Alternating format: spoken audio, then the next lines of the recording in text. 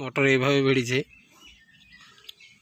এখানে হাড়ির মুখে ছোট পাতলা পাইপের জয়েন করেছি, ওয়েল্ডিং ঝাল দিয়েছি, পোড়া কালো কালো মনে হচ্ছে।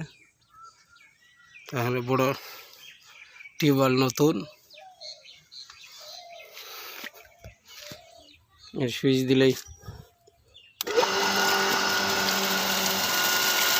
বিশাল পানি উঠছে।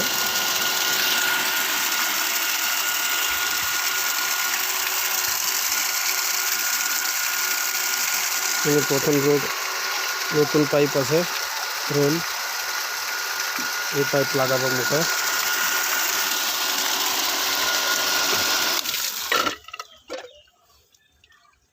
কোনো ব্যাপার নয়, পানি ডবল পানি উঠছে, টিউবওয়েলে সালুর চাই।